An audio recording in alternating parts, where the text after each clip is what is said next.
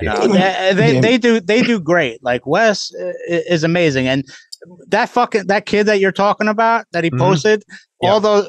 When I was talking about all his fans were hating on me, they were tagging me in that post on Wes. They're like, "Yo, isn't this Trevor Lang?" Because he was like a chubby little white kid. Oh man, I was like, "Oh my god, you fucking haters!" I was like, "Yo, I made it. If you're hating on me in West Side Gun comments, that means I made it. I'm good." Yep. Oh man, that's terrible.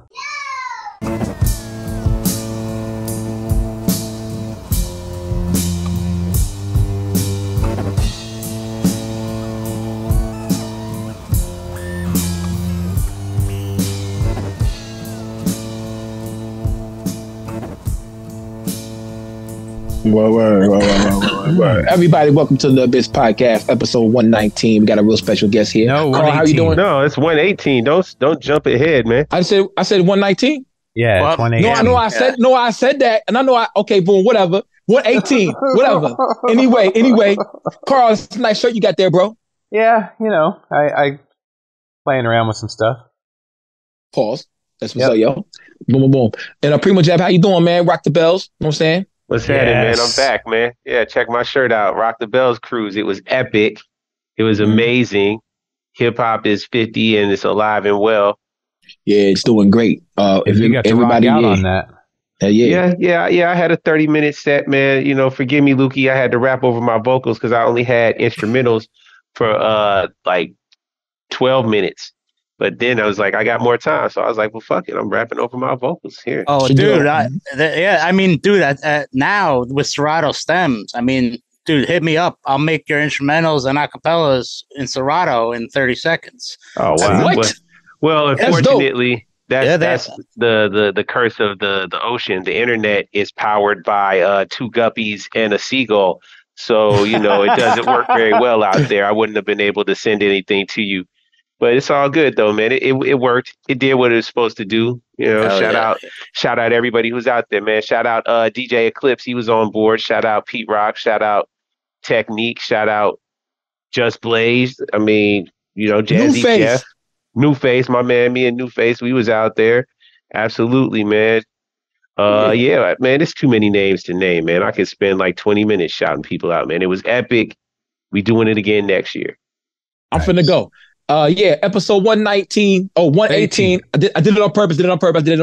Anyway, episode 118 of the Biz Podcast. We got Trevor Lang in the building, yo. Yes. The illustrious. What's up?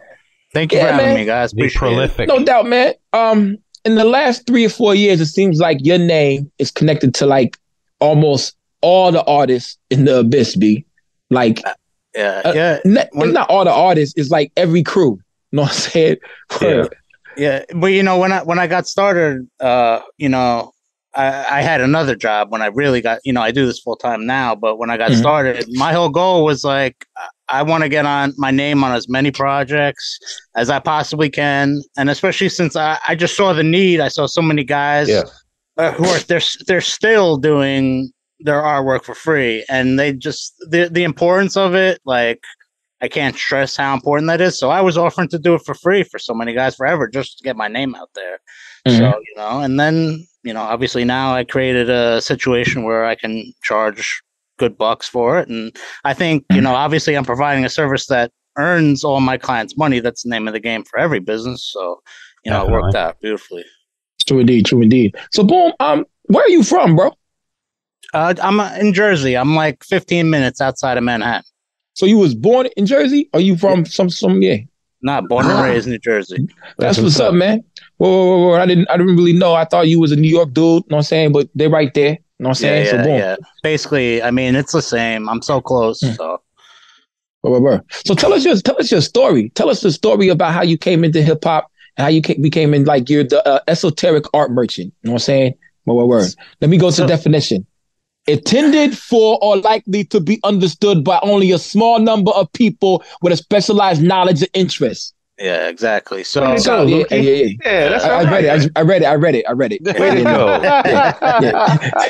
Yeah, but you know, I got started originally because I went to school as an audio engineer, And that's what I originally wanted to do. You know, back even before that, back in the days, we're talking 20 plus years ago, you know, I was rapping just because I loved hip hop, DJing, local parties and stuff.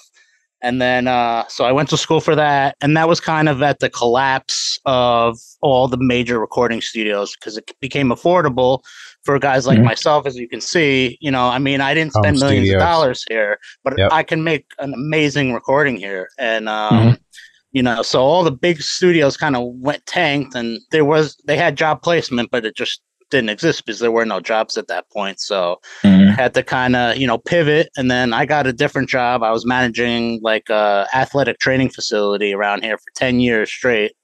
And then kind of towards the end of that, you know, like I said, I saw a bunch of artists who they needed art, and I respected them, and I just wanted to contribute to the culture really and help these guys out. And honestly, I had the thoughts of like, you know what, I want to be a producer down the line. I'm gonna service them. I'm not gonna ask for shit, but when the time comes, I'm asking them for 16s for my project, you know? Right.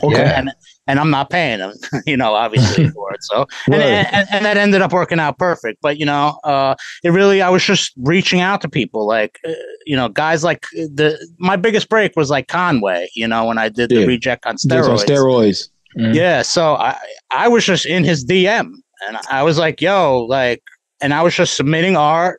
And he picked it, and he's like, "Yo, we need CDs printed up for the Griselda on Steroids tour and at Webster Hall." He was like, "Send the art, we're doing it." And then Wes called me too, and he was like, "We're doing the vinyl on Dope." And I was like, "This is crazy." I was like, I made it, and then from there, I just kept going. You know, guys like Rock Marcy, I just reached out to these guys. You know, like.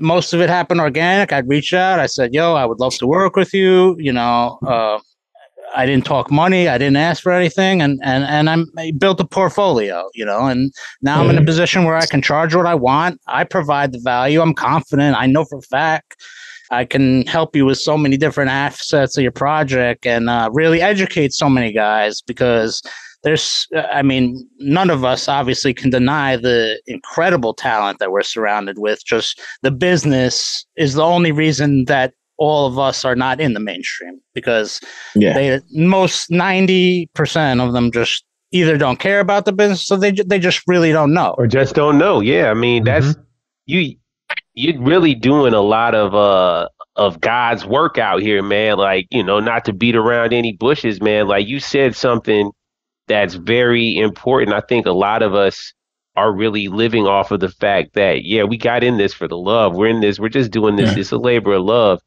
And you want to show other people like, yo, I mean, it's like, I know how to do X, Y, and Z. I got you. All I'm going to ask for is, you know, some bars later on. That's it. You know, I'll mix your shit down. Just give me some bars later on. That's don't barter. Yeah, and people really have to understand that you do have to spend money to make money. Where you know all these big stars say, "Oh, you have to have a $250,000 budget." That's bullshit. But like you know, like a perfect example, like with Che Royale's last album, he has superstars on there: Havoc, Styles P.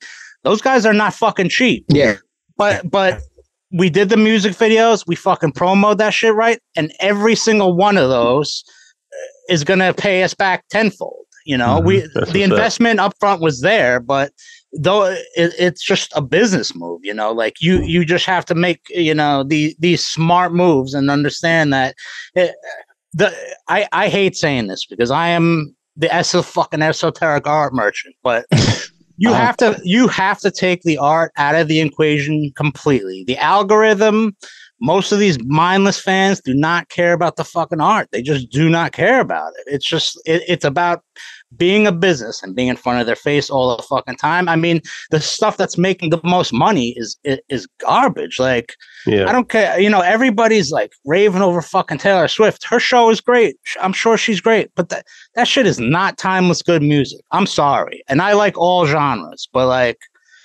you know, the biggest shows on the planet do not have the substance that we hold, and even guys like J. Cole and stuff. It's like that's powerful fucking music, you know. And Kendrick Lamar, like I don't even listen to that shit, but it has a message, and you know, it's.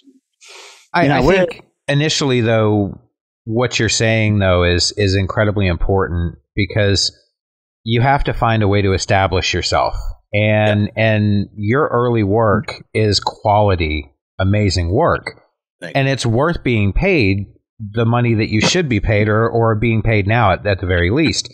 But to be able to say, you know what, I need to get my foot in the door. I'm willing to make sacrifices so that my business, which is me and my art, is willing to thrive. So the sacrifice I'm willing to make is I'm going to make these connections. I'm going to put in the hard work.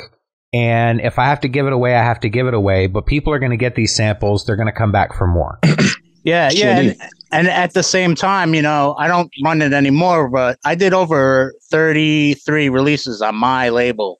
You know, distributed them all myself from guys. Now I was a Pirate, Flea Lord, Terminology, Eric Sermon, all these guys. And Eric Sermon. Oh, EPMD was on the boat. To that. I was going to ask about working with him. We'll get to that. I don't want to bad mouth them too much, but there will be a little bit of that. But, yeah, don't meet your idols. But anyway, the whole reason I ran that was not really, obviously I wanted to make money, and I was making good money in that, and that's why I quit my job. I was making like $30K a year just from the label. So I was like, yo, fuck this. I'm quitting my job. I was miserable there. But the long game for that was really just to show. When I did it, there wasn't as many of these labels that pop up now. I mean, there's so many people. People are doing represses of Conway. I never even fucking heard of the label, like legit titles. And I'm like, what the hell? But whatever. Now, back then, there was only a handful of guys like Loretta, Fuck Rap, Dope. That was like really it. I mean, that was it. So when I came out with the tapes, I'm confident, still saying to this day that no one messaged with my merch game, and then it was a quality product. The envelope was metallic. It matched. It had a thank you letter. It was signed. Everything was hand numbered. You know, I really took pride in the fucking shit. But I wanted to show all these artists that you don't need to go to these labels overseas, that I can help you get these shits made, and you can mail them all yourself and keep all the money. And that on top of everybody says there's no fucking money in streaming. I will fucking argue about that. We can have a whole podcast discussing that. There's a fortune to be made if you play your cards right. I want to do actually online classes about it because I was involved with that company well, DCM. Let's get into that really quick. Absolutely. Let's talk about I think it's a really important subject. Yeah. And it is the common, you know, theme that everybody feels like it's basically Spotify stealing money. Yeah. But how is it that you feel like it's not that way?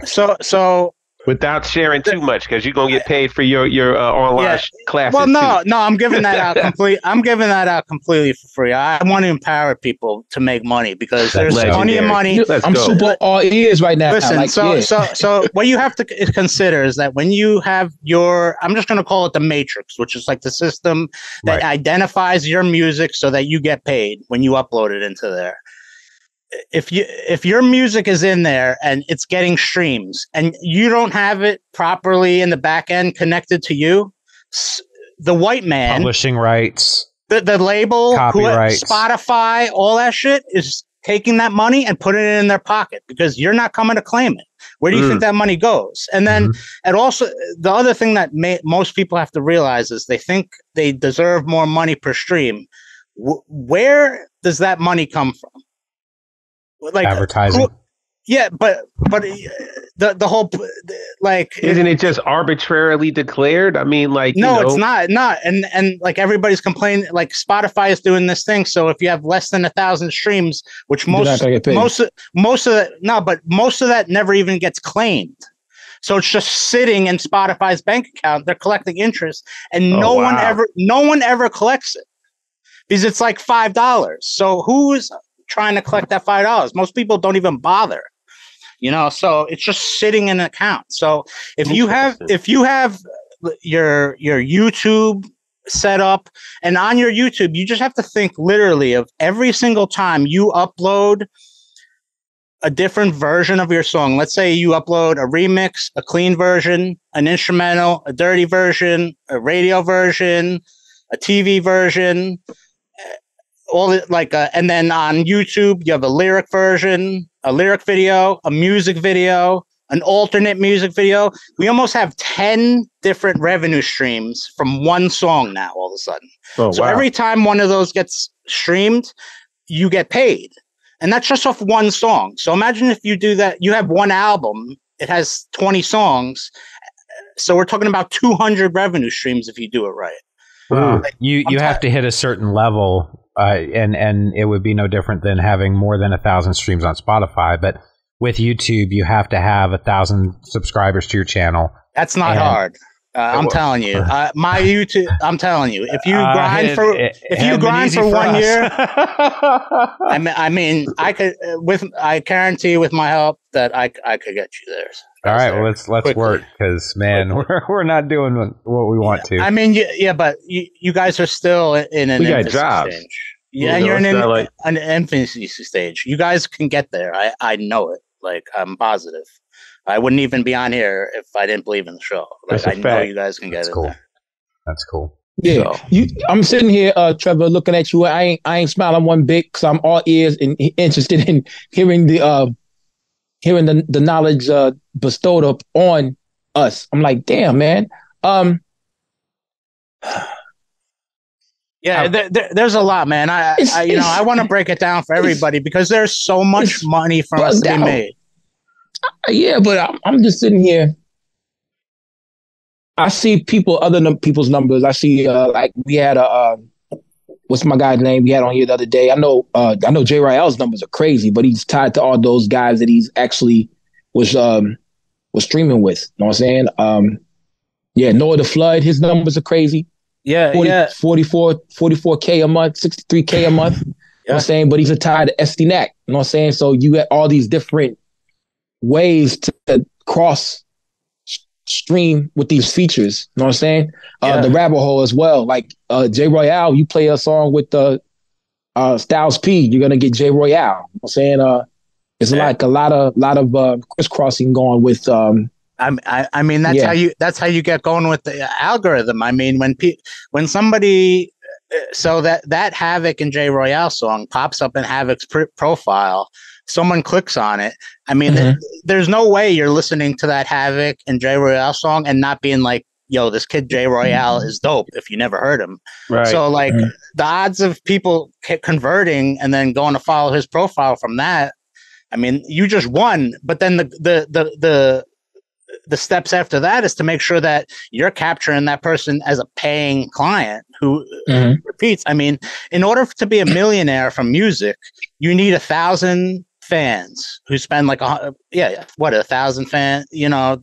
Yep. 1,000 fans money with you to spend $100.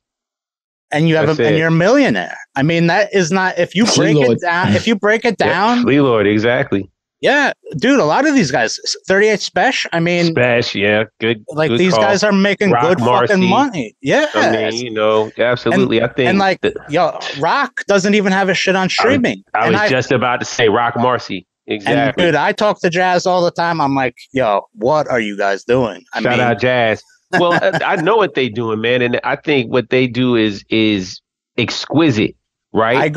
They create the demand by only releasing things strictly to the consumer through their website, and they keep things off of streaming and off of DSPs as long as possible to actually capture those dollars from the fan directly. And then they put it on streaming and they clean up.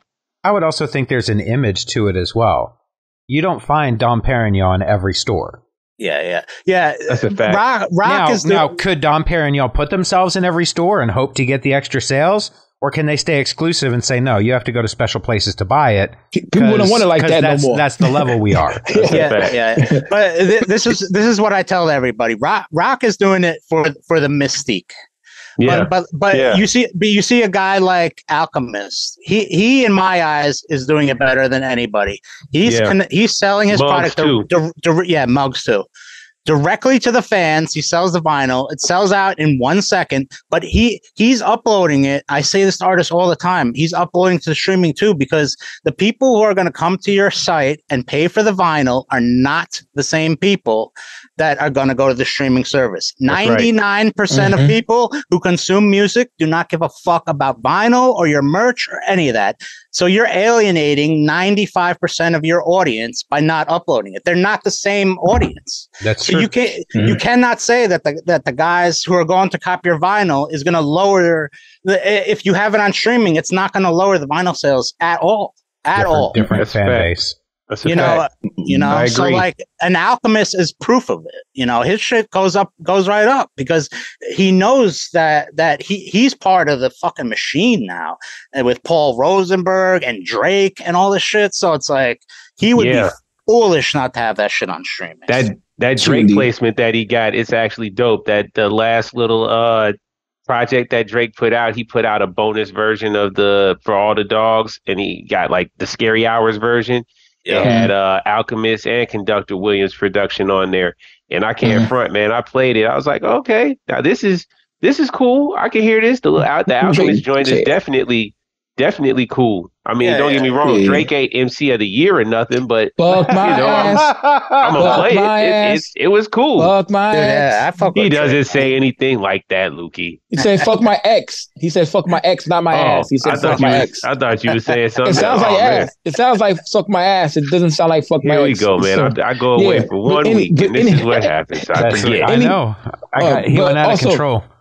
I did. Hey, yo, Trevor, Rock Marcy, definitely. I think Esoteric, the rapper, Czarface. I think they have a perfect thing. They do the pre-orders, and then they sell out of the merch, and then like next thing you know, then it goes on streaming services to make their money. Also, but here's the other guys, Mock Hami. They don't. Some of their records don't ever make it there. The Gat ain't ever on there. The other stuff, the Trizler Sues or whatever. I want that Dump God Hami version one, the one with so much more on it. That's not I just want that to come on streaming, man. I need so much more in my life. Dude, one of the greatest songs ever. Yeah, but so the thing is, I want all that music. If you think I don't have every single Mock Hami on my computer, you're tripping. Oh, fact. Say less. and it's just. But it's just like the people who are going to spend $1,000 on the vinyl. Like he doesn't want to spend like Billy Bob from Idaho, who might stumble upon it through West Side Gun's page, like to become a fan. Like it makes no sense to me. I don't care how. I like the mystique. I used to think it was cool. We are in a new day and age where people, they just want their content. They're going to consume it fast. And they want to move on to the next thing. And that's just, I don't like it, but it is what we're at. But look, oh man, you just see. So this is a full circle moment. Oh yeah, we gonna get on my computer no more. You see me? Hey, come on, man! Incrimination, bro. Incrimination, man. Stop asking for stuff. I don't got on my computer no more. But look. What I was gonna say, this is a full circle moment because I think, like, back to what you were saying as far as like Taylor Swift out here generating $1 billion on tour, right? Yeah. She's not putting out the top-notch greatest music of a generation or anything like that, but the way that consumers are built right now, she's creating the pop music for them, and it's doing what it's supposed to do. There's a whole generation right now that I feel like is McDonald's eaters, right? That are just fast food, fast music, fast instant gratification, and that's what we're looking at. And I think, especially in our lane, you don't have that. You have people that really are into, slow cooked good meals. So I wouldn't say slow. I'd say the majority is not slow cooked, but I really think that there's a huge lack of people who are spending time. I mean, like outside of like Jay Royale, he's dropped less than one album per year.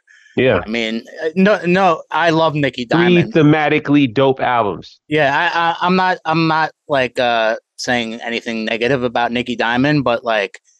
he has flooded the market, and I don't blame him. He sells a fucking 1,000 vinyl in 1 second. Like, he's banking in 1 second. He's happy birthday, Mickey. It was his birthday the other day, and he dropped Bangkok Dangerous 4 on the same day. That's what I'm saying. Like, I'm not out of nowhere. I'm sure all the projects are insane. I can't even keep up, to be honest. They are, actually. That's the best part. I feel like he's the exception to the rule of what you're talking about right now. He might he totally might be. Don't get me wrong, but it can still be difficult to keep up. But they are great. But yeah, who else besides Jay do you know that has sat on an album for a solid year and genuinely was working on it the whole time? Anybody? I don't know. I think one guy. I don't even think that's the model right now. And I think that's definitely not the model. I think it's just Droog. I think Droog is fitting to drop in the next couple weeks, but that's the only other person I can think. True. Yeah. That's it. Yeah. I don't think Droog's gonna have a star-studded. He's not gonna have it ain't gonna be like Criminal Discourse. That's It's like ain't gonna be like Gun, a star-studded. To be honest, I mean, right? You know, how but long was it? Hitler's, right? No, he had Hitler's and stuff come out. And then you pray for me, like before he did that, he didn't have anything else that came out before Peace that. Fly God. Peace Fly God. That was like a year ago. Really? His last good project was Supreme Blientele, in my opinion. Nah, Hitler Side A. Oh yeah, Hitler 5. That came out after. Oh yeah, I like Peace Fly God. I like Hitler 5. Hitler 8, A and B. Yeah, with the A side with the not that new one. Not X. No. The one where he had Rome Streets, Conductor Williams. It was the first time. That's the one with Stove God right now on it. Yeah, I don't like any of that. The Stove right God now. No, not that one. I was heartbroken.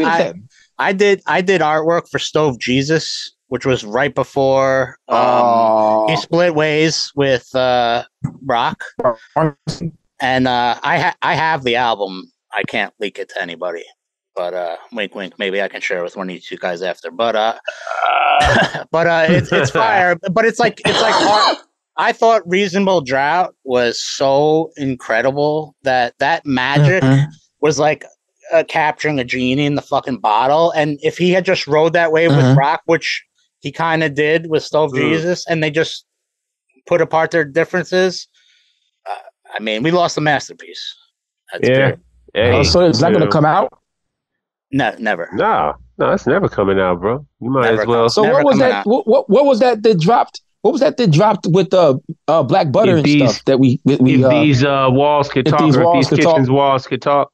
Yeah, I got that on my phone right now. I mean, it's cool. I heard that most of the stuff that was on that project I'm talking about, the verses had gotten recycled, but there are no Rock Marcy beats anymore. But it has features from Little B, the bass god. And shit, it's the crazy. Bass God, man. It's crazy. So I like Stove Jesus. That's crazy, man. Maybe set aside. There was a Facebook post the other day talking crazy about Rock, Stove Gods. Yeah. So I was like, yo, like that. It was that. Well, I actually knew before the guy posted it. I'm not gonna even say his name because whenever it's 2 o'clock, 3 o'clock in the morning, something's on your mind heavy. When you're drunk or you're just mad. So they said, I can't believe that they didn't drop that. He might that night. That had to be. He don't drink. Someone did. I mean, he might now. He said what he said. It is what it is, man. Moving on, man. Forget about all that, man. Forget old boy, man. That's wild. But I got a love-hate relationship with Stove Good, with Stovey. Because like I feel like on the last West Side Gun album that we just talked about, he kind of was sucky. Like he had a couple of verses that were really stand out that were like, yeah, this is great. But then there were a couple where it's like, why is he doing this? Like, come on, man. Like, I get it, man. Like, you so dope to Pablo Escobar and everything. Like, it's just, and I don't know, man. He just kind of got on my nerves, man. It was like, as much as I liked to hear it, it was the same. It was just like, man, shut up. Like, I don't. No, go ahead, Luke. He's the Nate Dogg of No, don't you ever say that. Don't you ever say that. Also, no, he's making all the hooks on the Bodie joints and all them joints. he definitely is making all the hooks. He's him. That's don't get me wrong. He's him. He's himself. Yeah, he has his own style for sure. When he's good, he's great, and it's like, yeah, Stove God, I feel it. But when he's only okay, it's like, why are you like beat it, bro? Oh yeah, you know what I mean? That is it. Him and side A, but right now, that's the one. Right now it's super cool. Right now it's cool. Mariota. I was right. Oh my God, Vogue cover was amazing. Vogue cover. Jose Canseco was good.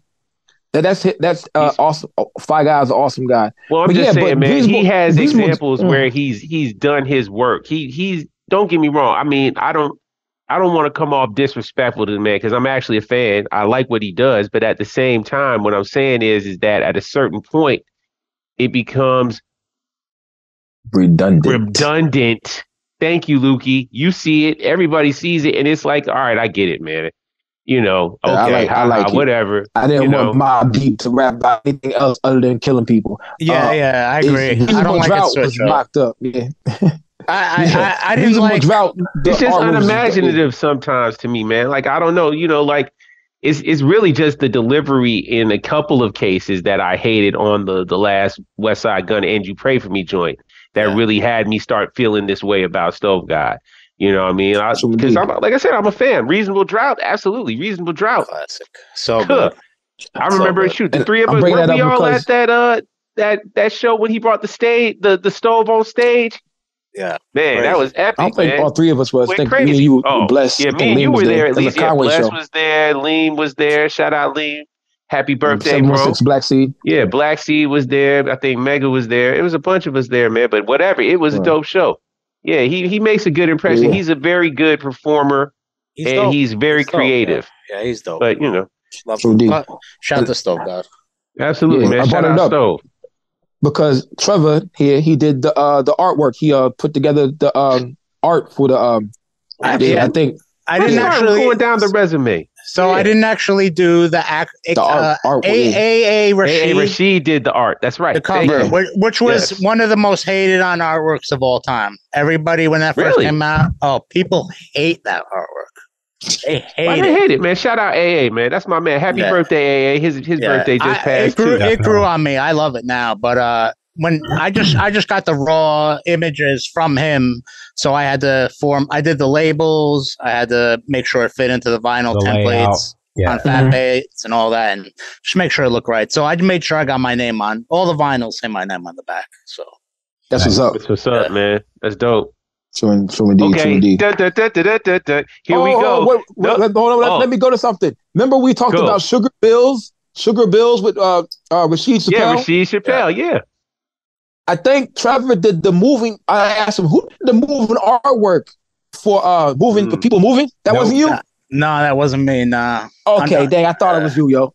Yeah. I know you did a video, lyric video for him. Yeah, I did a couple lyric videos with them. And unfortunately, me and Mashid are still brothers, but I burned ties with the label that he's working with. Dude, and like Tribe said, industry people are shady, and we didn't see on the same thing. I did also like a lyric video for Paul Wall and Terminology and Bun B. That I don't know if they ended up dropping it or not. I don't know, but shout out to Rashid. Okay. Go ahead, Primo Jab. Before I forgot that shit. Yeah. All right, here we go, man. So no, it's all good. It's all good. You actually brought us to a good point. Thanks, Lukey. I was going to ask you, so what's your top 5 of people that you want to work for, right? People that you haven't had the opportunity to do something for, that you're looking forward to do something for, or do it with what are your top 5 projects that you've done that you feel like are signature pieces for you? Because shout out that heist hat. I see it, man. That heist hat, boy, it keeps popping up. It keeps popping up. Shout out Sauce.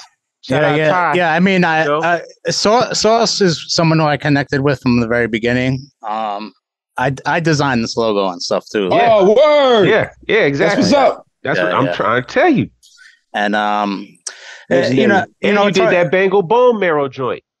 Yeah. Word? So I didn't actually I didn't actually do the artwork, but I hand assembled we had a guy, right? Yeah, who was getting them hand lathe cut. So he would give me the records, and I had to actually like hand make the jackets. Oh wow. Shit. Yeah, and they were beautiful. Like the back, I bought like this beautiful like Asian fabric, and the back had that on it. They were gorgeous. I mean, they were beautiful. Yeah, that's a signature piece, man. That's a signature piece. Let's talk about again. Give me your five just standout projects that it doesn't have to be anything crazy, but give me five. You've already said that one that I had to shout that out, man. That Bengal Bone Marrow piece that's a good album too. Epic. Give me five. Yeah, that stand out in your mind that you're extremely proud of. I'm just looking at my stuff, like the video for Rock Marcy, Garbage Pail Kids. Yeah, Garbage Pail Kids. That's a masterpiece for sure. I'm very proud of that. What up? It's a tough call, man. I have so many. I really like. I did it. So the like project, all your kids. Yeah, the project that I worked with Mr. Green, he had the last of his classic beat series, which was that with Cool Herc. Yeah. Mm-hmm. So come on, that's epic, cool, man. Yeah. Happy birthday, hip hop. Come on, man. He's the pioneer, so that's like bucket list type shit, for sure. I did in the early days a bunch of stuff with Benny.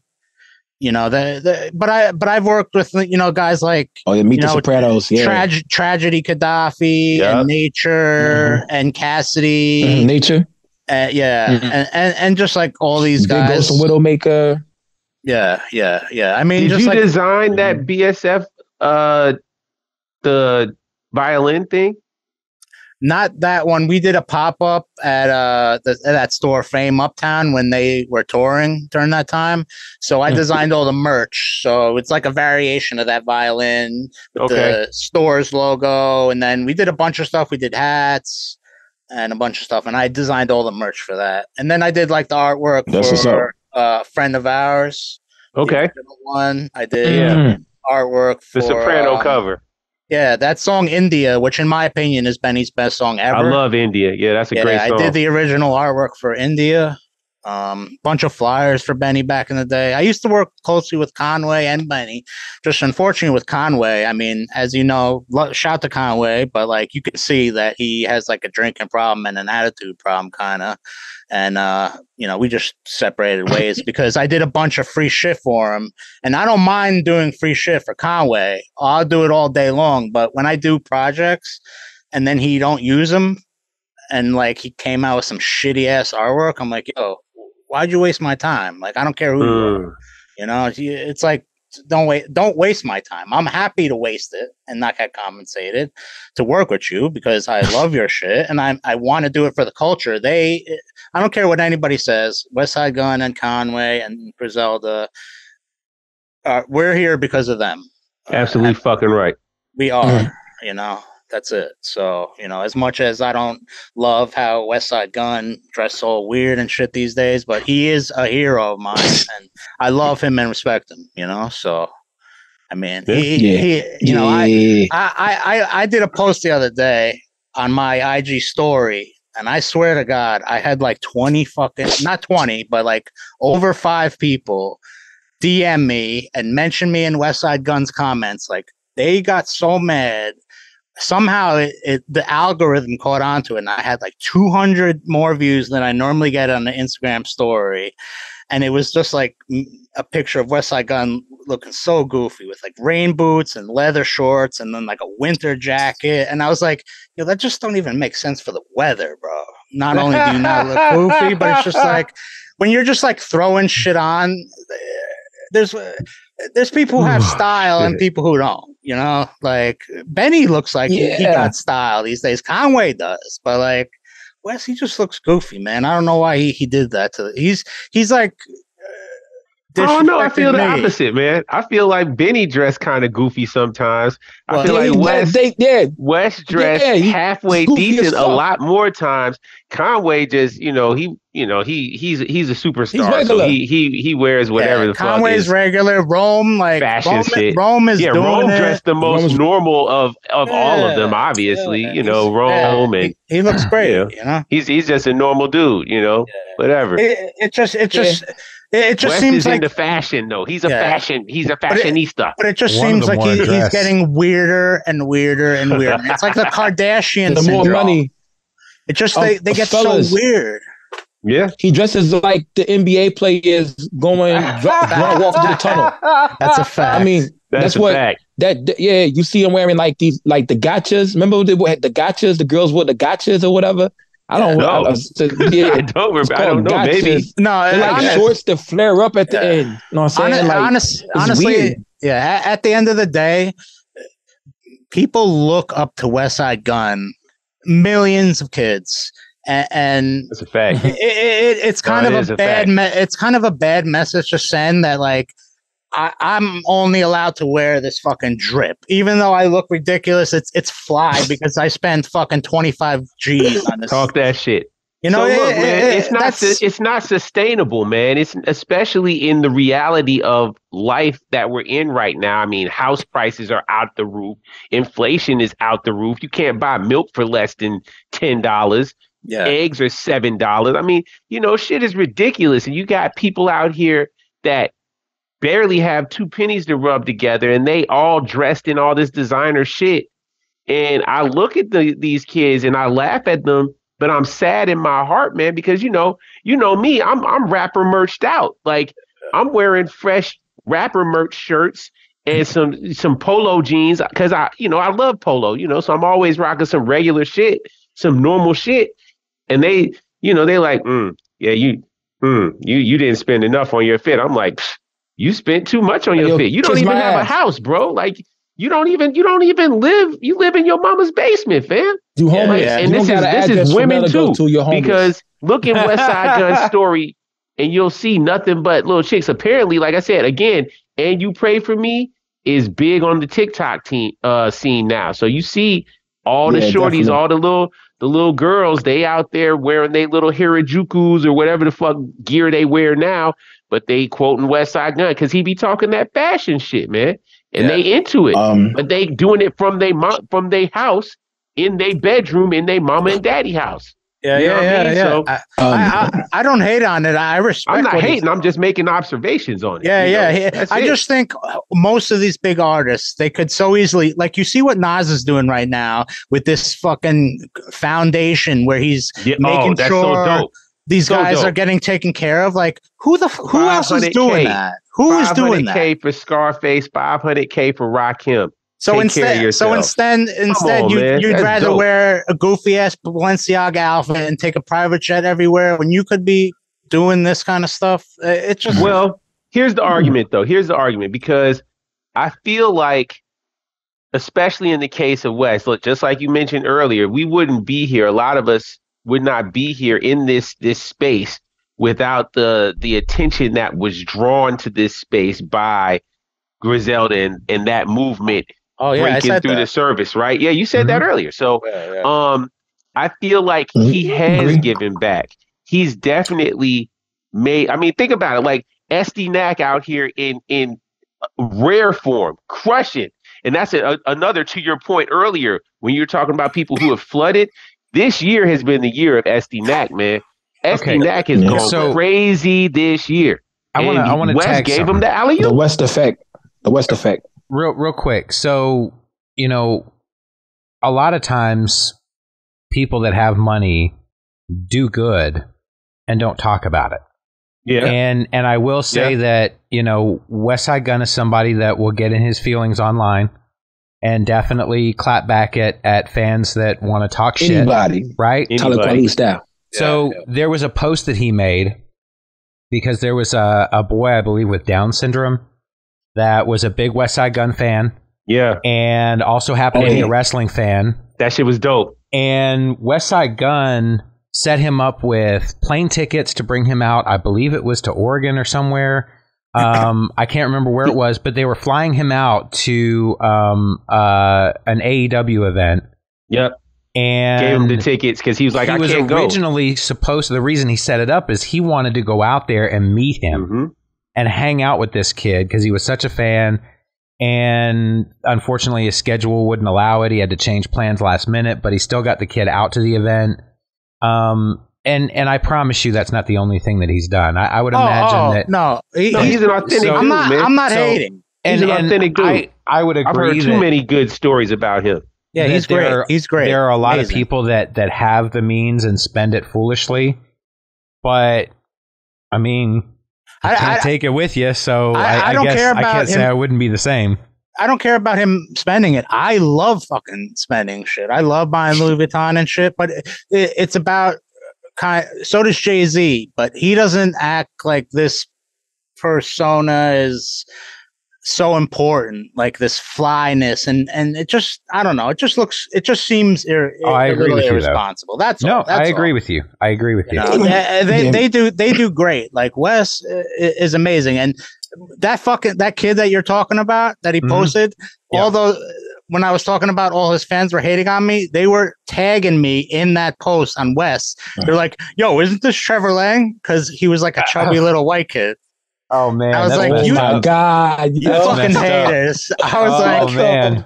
I was like, yo, I made it. If you're hating on me in West Side Gun comments, that means I made it. I'm good. Yep. Oh man, that's terrible. I'm gonna cut to this real quick. I googled bad West Side Gun outfits. One of the first things that comes up is my beloved Reddit. What? Yeah, one of the That's first hilarious. things that comes is my beloved Reddit. It says, I love Benny, but I hate his outfits. And he got Benny with a horrible outfit on. And someone says, that's a if you're from the five boroughs, this is what you think a rapper from the Buffalo would look like. Someone said, the barber coming, nigga. Someone said, oh, Mr. Bus. Yeah, he said, the barber, yeah. Someone says, I need 2 weeds, please. That's what he's. Yo, man, that really is going in. That's funny. Benny and West Side Gun got some goofy ass outfits. Dressed like he's 3 years out the projects. It makes sense. Well, yeah, he said he got hooker boots on. Yo, it's like, yo, they is going in. Reddit. I love Reddit so much. Reddit is a great place. It's funny, yeah. It is. But you got to remember that these are 22 and 23-year-olds. Shout out to J Mac, Josh the Arthur, and Chris. The voices. Hey, man, of Reddit. they're creative, man. I like them, man. I like them for doing what they doing there, man. Keep people on their toes, man. That's what you're supposed to do. It's funny. It's funny. It's fun, man. Yeah, don't take yourself so seriously, man. Yeah, if you hold on, man. Yeah. No, we went down this rabbit hole, man. You know, Skip. You still got 3 more things to talk about that you're proud about, man. Okay, yeah. Let me.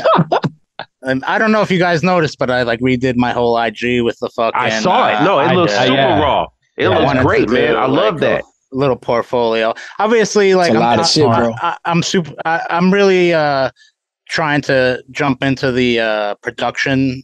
Whole side of this. I was an engineer, and that's really what I'm passionate about. I've really just been building the studio and perfecting my craft, but I got things like dope looking space. Yeah, no, it's great, dude. It's a great. I try to get as many people in here. I mean, I have almost a whole album with Rashid that we recorded down here. Like a lot of that's what's up. Yeah, a lot of the Sauce Heist album Wasabi was recorded and mixed here. Wow, that's cool. I have a whole album that has like 38 Spash and Flea and Jay and Sauce and Sleep Sinatra, Vic Spencer. Man, shout out Sleep Sinatra, Conniva. Man. Yeah, he's the man. Conniva from D12. Word. Whole bunch of guys.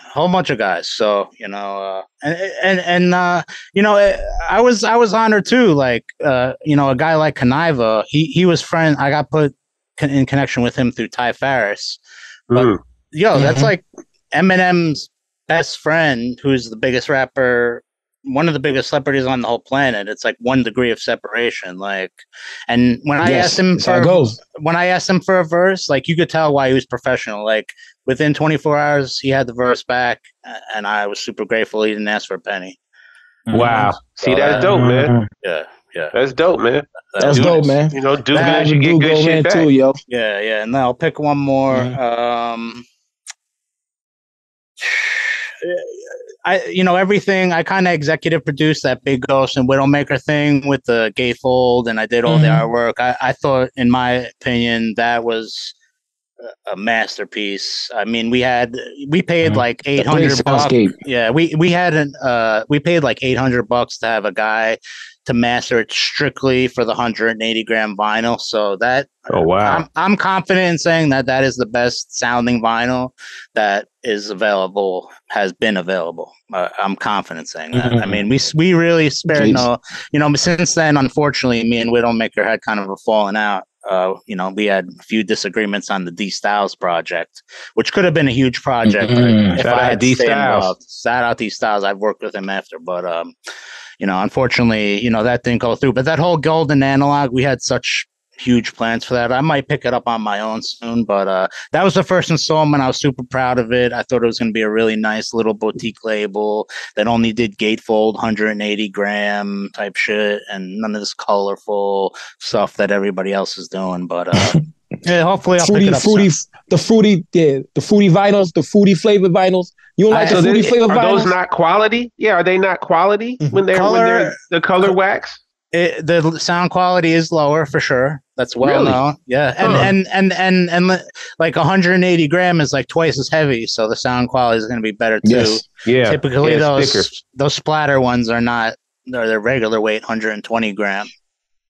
Interesting. You always see on Reddit. You have somebody also the boots that they be having out here. They're also thinner than the regular vinyls, and you always have somebody putting the regular on this side and the boot on the other side. You can, and you're just listening on the phone. You can tell the quality of the regular joints to the bootleg quality. So sure. And it's like they look good. Yeah. They look good. They might have something misspelled on the cover or something, but they look good. The boot, and that's how everybody knew that the don't get scared. Don't get scared now. Yeah. In the Fly Guy covers, because whenever they made the bootleg versions of it on the Obi strip, you had like when Microsoft Word or whatever, they had a square on the font of a missed character. So on the Obi, you saw the square of a missed Japanese character, and that's how you always knew it was a bootleg. I have the bootleg. I have a bootleg Hitler 3. Oh yeah, with the misspelled thing with the. Yeah, I have all that old school Griselda shit. Fly God, signed by Wes, all that shit. So indeed, and sometimes the bootlegs are collector's items as well. Honestly, I love bootlegs. Yeah, I mean, that's a fact. I got all the Frank Ocean. He didn't come out with any vinyl, so I bought all the Frank Ocean catalog on vinyl and shit. They're dope. Mm-hmm. And you can actually find them in record stores. Eminem Infinite. I got the bootleg of that. I love bootleg, but that's crazy. Yeah, I have like 10,000 fucking vinyl though on my collection. So. God, dang. Yeah, big collection. That's a lot, man.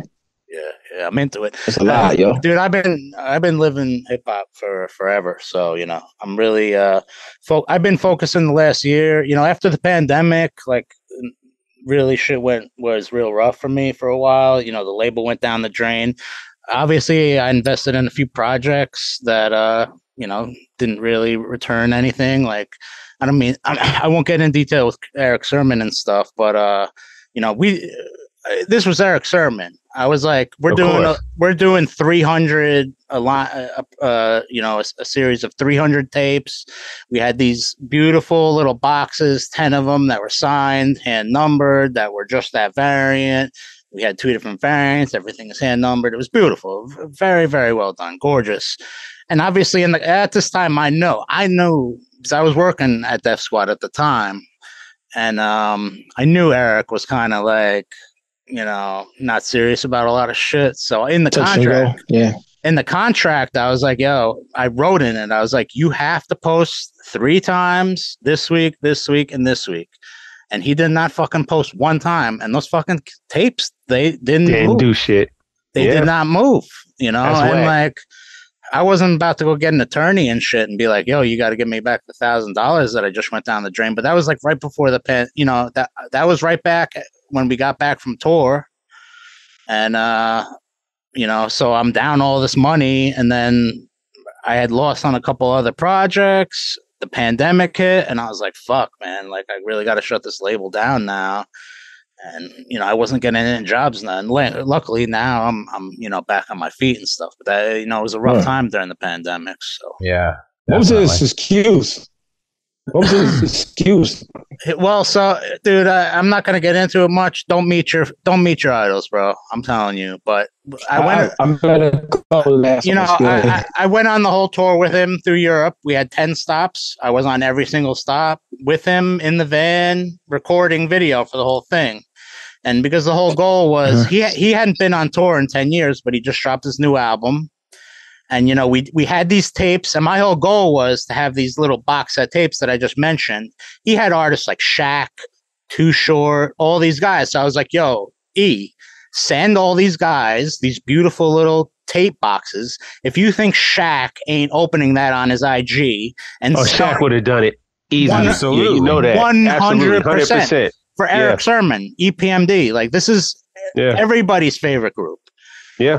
That's a fact. They never went anywhere. They never listened to anything. Unfortunately, he has a lot of yes men around him who are whispering in his ear. And I don't like saying this, but like, I was the guys who brought me in there. Like, we were 3 white guys, and his homeboys who really have no job, they just kind of hang around. They're like, basically did everything they could to get us 3 white boys the fuck out of there, because we're showing them up on like a daily basis. We're doing actual work, and they were just kind of there off the strength of, you know me from remember back in the day. Right. and even, I don't know what they were saying, but they're definitely in Eric's ear the whole fucking time, because as soon as we got back, our last stop was in London. He was like, yo, as soon as you land, I was going to spend 2 more weeks in Switzerland. And then I was going to come back. He's like, yo, as soon as you land back, he's like, come to the studio. He's like, we got a lot of work to do. Because he told me he had all this footage. He's coming out with this collab album that has like all collabs, like Mobb Deep, Cypress Hill, like MOP, like collabs with all these people that he produced. Fire shit. And he never responded to my text ever again. So whatever. Wow. Yeah, it is what it is, man. Like, I just don't understand it, because the whole point was he hadn't been on tour in 10 years.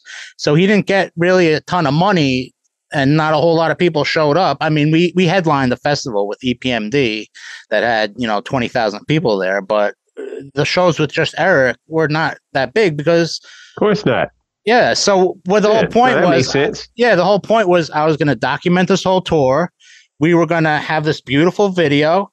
And then the next round, we can say, yo, we showed up. We killed it. We want twice as much money this go around. Mm-hmm. And every time you keep doing Proof of concept, man. Proof of concept. Exactly. Yeah, that sounds like he shot himself in the foot, man. Because, I mean, like I said, speaking of, on the Rock the Bells cruise, I just came back. EPMD was in rare form. Crushing. Yeah, killing. So I don't want to spill a lot of beams, but those two, I don't know if you know the story, how like Eric had Parrish jumped back in the day. Was this when they split and went into Def Squad and somebody like Hit Squad invaded Parrish's home and kicked the shit out of him and shit. But Eric and Parrish do not talk at all. Oh wow. They tried to reconcile several times, and it's like, never worked. When we were at shows together, they have to have separate transportation, separate green rooms. Yeah, they were separate. They're separate entities. They kill it, and you would never know. It was never the same, would know. Yeah, it was the same thing with Guru and DJ Premier. They didn't talk a word for years before, because of Solar bitch ass. Yeah, Solar. Yep. Yeah, absolutely right.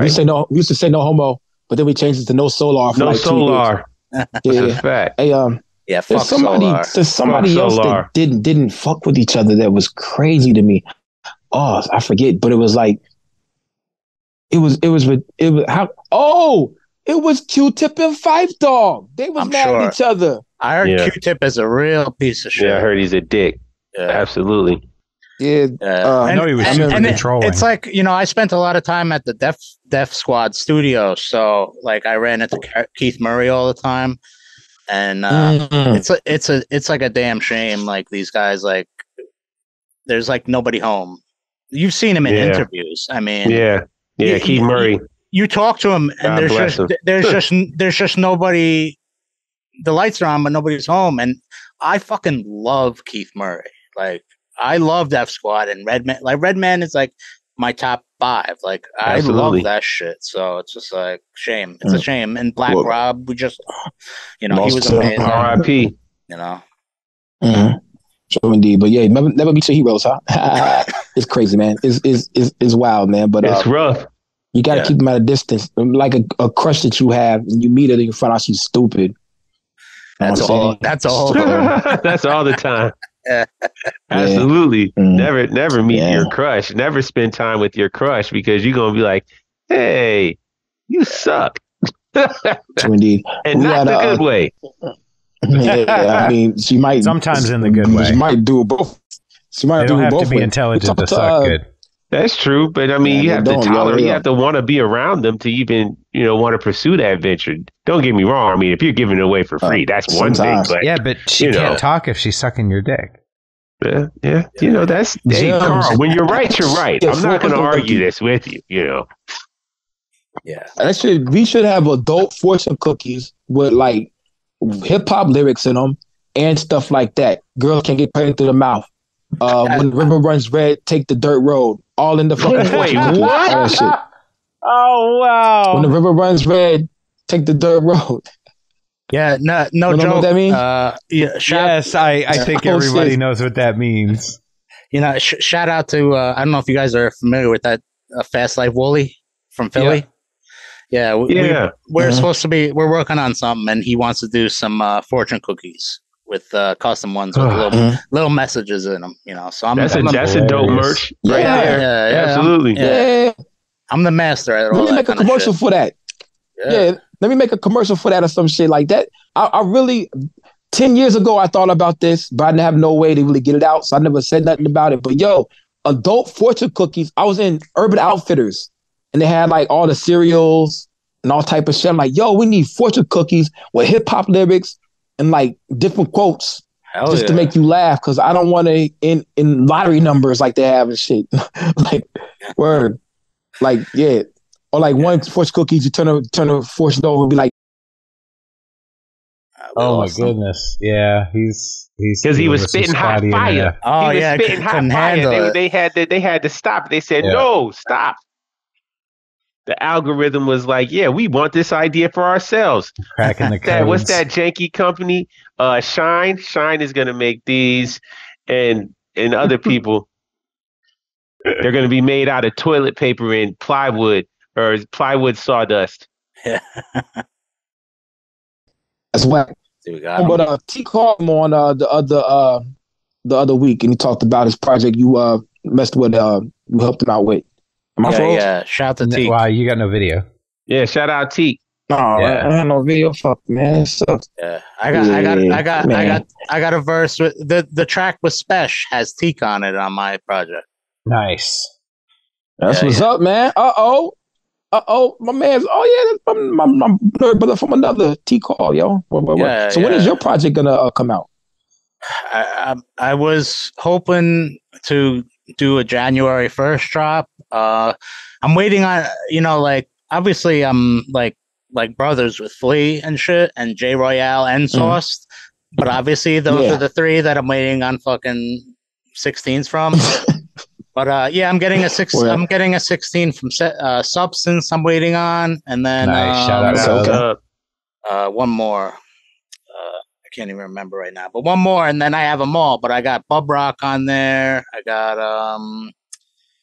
Bub Rock. Okay. Yeah. Got the Bub Rock. I got a lot of guys on there. Yeah, so I'm gonna put that out, and then I have almost a whole project with Rashid, and then you guys are familiar with Pure. He just shot that. Yeah, absolutely. So, Pure.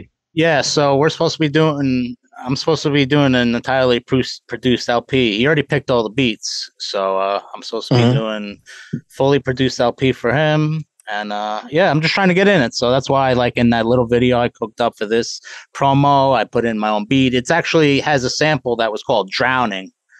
So I was like, I was just like, it just goes together. Yeah, it just goes together. It was just like, the energy, the universe working together. So I was like, you know, a little. That's the way I feel this year with all the releases. I feel like I'm drowning in the abyss. Bam! It's been a flood, man. It's so a beautiful time and great the good music. thing. That's what I was gonna say, Carl. See, it's been quality. It's been a quantity of quality, man. It's gonna be very tough, man. I mean, between like I said, SD Nag, Mickey Diamond, Substance, Bub Styles. Shit. I mean, I just say this. Pro. Oh yeah, exactly. Pro Snotty. Sleeping on Ty. Had incredible stuff. Sleeping on Ty. They sleeping on Ty. Oh yeah, Ty Ferris. Yeah. Now, hold on. Let's rewind. Ty Ferris is one of those ones that put out just one quality project.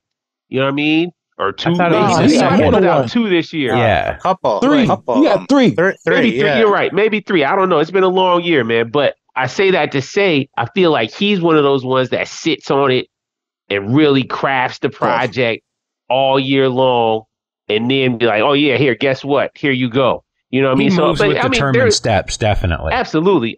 Determined steps. Absolutely right, man. Shout out Ty.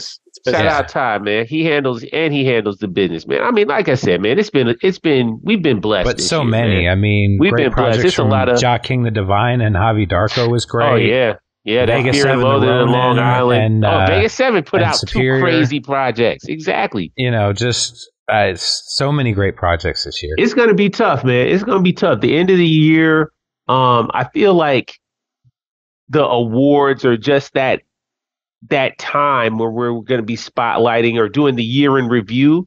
I feel like that's even a better way to look at it as opposed to like, yo, yeah, you made the best thing this year, because it's going to be so hard to determine who put out the very best thing of this year. Because you are a fucking liar if you're going to tell me, you're a fucking liar if you're going to tell me you only listened to one project for 4 months this year. You didn't listen to any Jay Nice? Oh, okay. Oh, you didn't listen to any Sauce? You can pick out your favorite one, okay. Or pick a few favorite ones. That's for a certain month period. That's what I'm trying to say. For a certain couple of months, you can be like, oh yeah, that was my favorite for this, and then this came out, and then I started listening to this. I don't know. That's just me. I've been flooded with dope shit this year, and I'm in a great place. I feel very happy. When you drop your rap album on January 1st, you cannot vote no more. I won't. That's for next year. Yeah, so this is the only year you. Yeah, that's the only year you get to vote. You get to vote this year. Yeah, I mean, I'm going to tell you. I'm going to say right now. I mean, honestly, I'm biased, obviously, but I think Criminal Discourse. We worked on it for a whole year. The beats, the features, the topics, the cohesive, the theme. I think we deliver on all levels. I really don't think anything else comes close. And as far as at least the longevity, where in 10 years from now, I think that album is going to sound just as fresh as it does today, where a lot of the stuff today, like I love the SD Knack shit, but that is going to sound dated. It is. You think so? It sounds so current. Some of it. It sounds so current right now.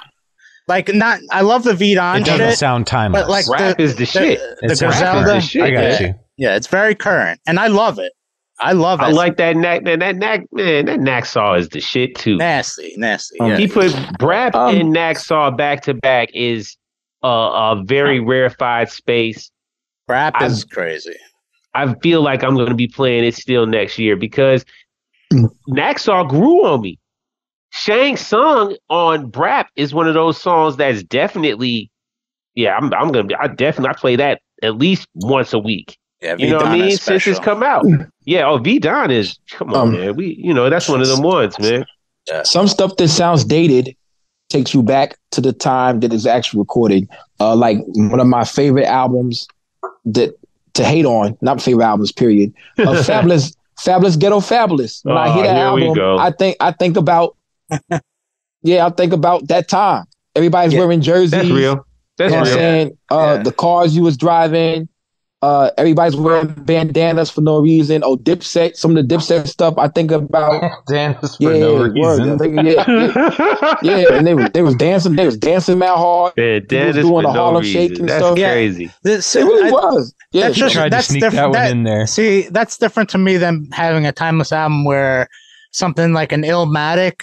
I'm not like getting taken back to 1993. I'm just like this. This is a masterpiece. And you're just transported to that space, and it's going to be like regarded as a masterpiece forever.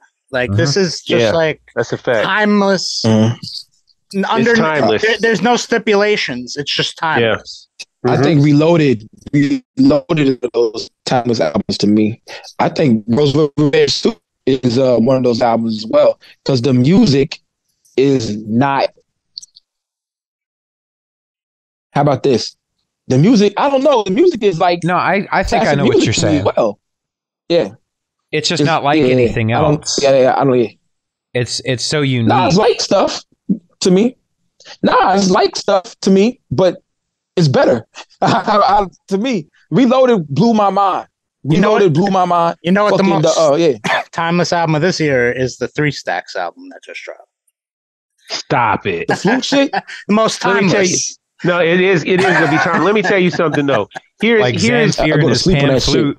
Yeah. Here's the secret that he cracked, man. Like whether he intended to do it or not, like that album is definitely going to be timeless. It's going to be in the background of a ton of different movies and TV shows and all types of stuff. You gonna hear it if you ever go to Massage Envy and get a massage. It's going to be that world music that's playing in the background. It's going to be syndicated and taken all over the world. Just like you said, there's going to be so many rappers that are like, yeah, I rapped on that 3 Stacks because, it needed bars. We didn't need your bars, bro. Get the fuck out of here. Yeah, and shout out to everybody out there who chop it up. Yo, shout out to everybody chopping it up, yo. Check it out. I don't want to hear nobody rap on that shit. Their vocals on shit. They already are chopping it up. I saw some of the first. I guess so. That's cool. But that's cool, yeah. If you're gonna use it and as a sample base and make some dope shit off of it, that's raw. That's dope. That's hip hop. I get it.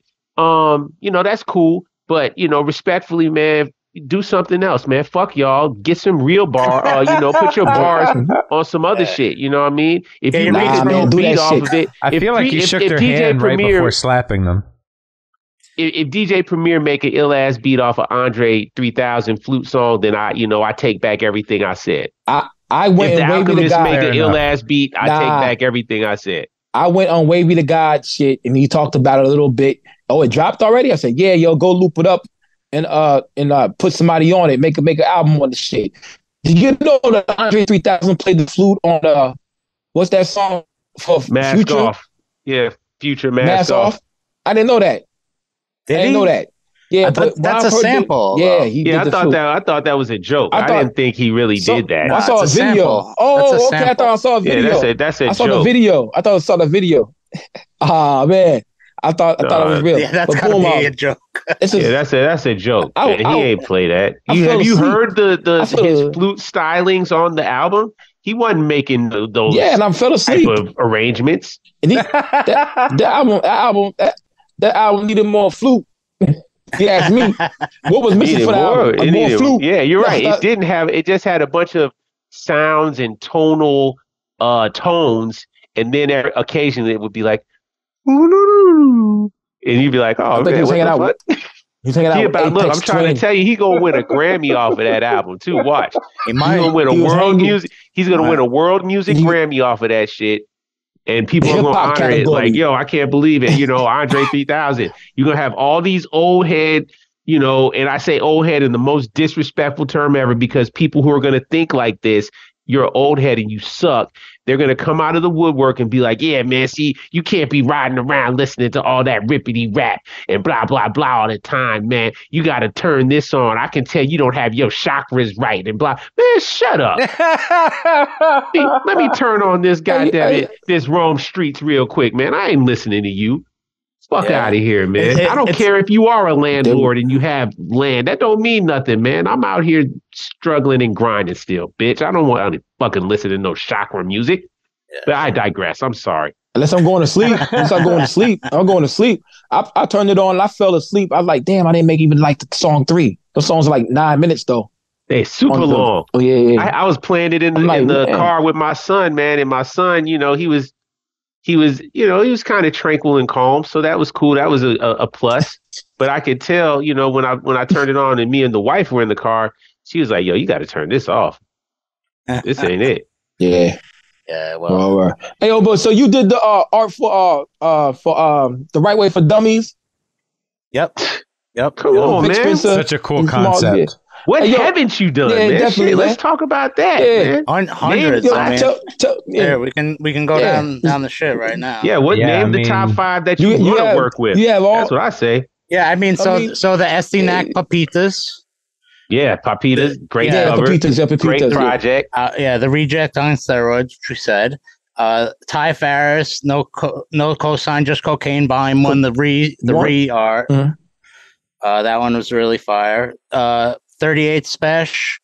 I did the 6 shots. 6 shots. Yeah, 6 shots. And then I also did the Special Blends, volume 2, I think it was. Nice. The Ito, New Crack Era. The Danielson Gunners tape. I really like that one. The Flea Lord, I did the Delgado. Both variants. I did the art for that. I did Flea Lord's very first one. I won out. That's why I got connected with him from the very beginning. Yep. Did you do Lord Talk Volume 2 as well? No, I did the rear cover for it, and I do all the layouts and stuff for him. Okay, gotcha. And then the Rome Street Pharmacy. Yo, I love that. Yep. Yeah, and then I mean, like I did shirt. I did a handful for Naughty by Nature, the Cool G Rap, nice. Cool G Rap, Genius of Rap, Tragic Gaddafi and Styles P, a whole bunch of stuff for Royal Flush. Just recently, I did the artwork for the Royal Flush and Sean Price project. So that's bucket list. That's bucket list stuff. That's what's up. Yeah, I did art for, it was a Cormega Signal featuring Capone and Noriega called The Real Report. I actually came up with the name of it for it as well. And they did vinyl. They did vinyl for that. I really like that. Everything I did for Jay Royale, all his, the UWAP shit, the vinyl, and all his vinyls, I did all the artwork. I helped executive produce. I did beats on the Baltimore Housing Project. I'm super proud of that. All the beats that I did with the, for the Sean Price and West Side Gun Vile Caps, I did the remix of that. And obviously, I really innovated that on the Big Ghost record where we did the gatefold, so it had that corner OBI. Yeah, if you guys are familiar. And then I also did one. Yeah, I did one for Fred the Godson after he passed away in the same style. Yeah, and Sepp, did a few art prints with Shout the out same to Sepp. style. Yeah, I didn't invent that, but I'm the only one who's ever done it in this game. I'm positive. So your Obi work is so cool too. I love the way you do Obi strips and being a fledgling issue art designer and cover art designer. I've looked at a lot of your stuff.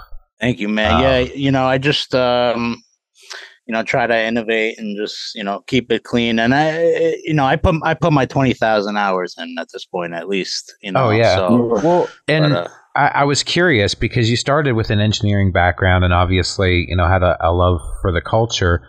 Yeah. But what really sparked your interest in doing album art? Like, were you somebody that worked in Photoshop a lot or did painting and drawing? Or because I noticed like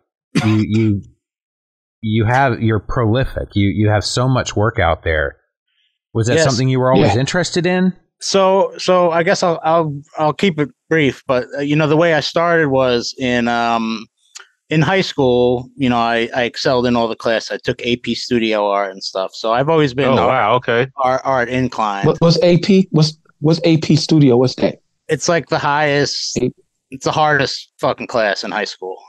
Yeah, AP is like accelerated program or something like that. Advanced depending on where you're from. It's very difficult. I thought you were talking it's about the opposite of the short bus. Yeah. It's like the most prestigious one.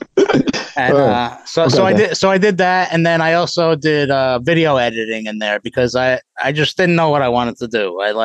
In high school I was a totally fuck up. I got Fs in every single class except for my electives, which I got A+ in across the board. So I excelled in my video class. So they were like, hey, blah, blah, blah. Long story short, they wanted me to apply to this thing called the Governor's School. It's in New Jersey. The governor's office pays for it, where you go for a whole month from junior year into senior year, and you live on TCNJ campus. And you do an intensive video and film thing, and it's completely paid for. So there was only 7 kids in the whole state who got selected, and I got selected to that. So that was kind of my dive into video. And I was really not into it, but the video I submitted was really good. I went to like the Heights in the city and like filmed crackheads, and I was a junior in high school. Like we just went there and got like the most amazing video, and so it won. And I went there and we shot all kinds of stuff on 35 mil and showed it in the real thing. But whatever. So that was my first intro to that. But I came back and I wasn't really into it, the video. So I was like, I want to be an audio engineer because that music is really what I'm passionate about. So I went to that, and then, like I mentioned before, I couldn't get a job. So from there, I went, and a buddy of mine, I was always art inclined at this point. Like I mentioned, a buddy of mine says, hey, he was opening a new athletic training facility, a big giant training gym. And he said, hey, you want to make me a website? And that just led into me working there as the general manager for like 10 years and doing the website, all the banners. And that's really what allowed me to jumpstart and give me the funds to start the record label with all the cassettes. And then it came to a point where I was like, I'm so miserable at this. I'm making like 35 grand at the label. I was like, I quit. I'm done. And then it was perfect timing. Right after that, I hit the ground running. Things fell into place like magic. Everything happens for a reason.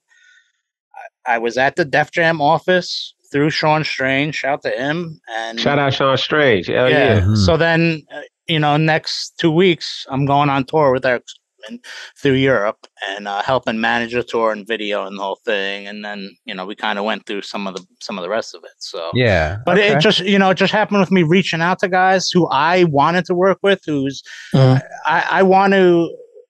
Listen, at the end of the day, we all need to make money. Everybody knows this, but you don't get fulfilled and you don't get happy from that. So I'm trying to do things that it makes me happy when I'm helping other people while pushing the culture and this art form forward. And as long as I'm doing that, I'm happy. So, if I can continue to do that, and make money because that's just what has to happen, then that's super dope. Happy, yeah. Definitely. Bravo, man. Bravo, man. Thank you. What are your weapons for war back there? You know what I'm saying?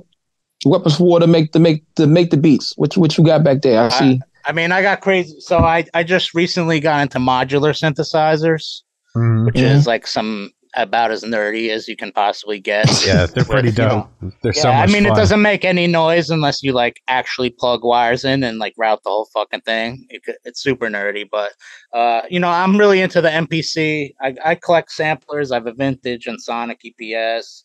I got a vintage 909 replica drum machine. I got an S950. I've got tape machines, 2 of them, a reel-to-reel. I mean, I got a very, very serious setup down here, like top notch.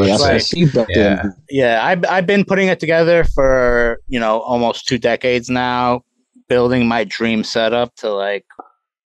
And since I went to the audio school, they teach you in there to literally solder your own cables, because when you're working in a real studio and you're like a tech, you have to like be able to fix fucking cables. Ding.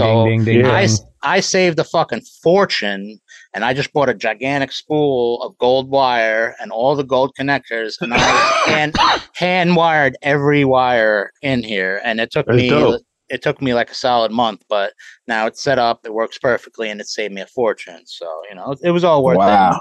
And now it works perfect. But, dude, this shit, like, it's all self-taught, most of it, because using this vintage shit from the 80s, like, there ain't no tutorials. YouTube wasn't around. So this shit took me a long time to figure out. But now I feel comfortable where I think the music that I'm making and people are responding good to it. I think it's ready to give it to the public, and I think I can really make my whole plan, especially with my album and really everything that I put out with the beats, is doing a similar thing to the video that I made for this episode, where it's like a visual with the music, and the visuals are like a metaphor, and it's really just like a fully complete art piece that's packaged well and easily consumed, and just consumed on every level, that's tactile and visual and auditory, and just something special. I really want to make sure that we keep the art in it.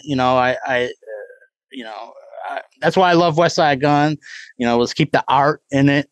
And just fucking, I really think since the day one that I've been concentrating it. I mean, you can see like in the latest Mav and P Twist, like, not to float my own boat, but like the packaging that I did in that, like, shout out Mav and P Twist. Yeah, but who is doing packaging like that? Show it to me.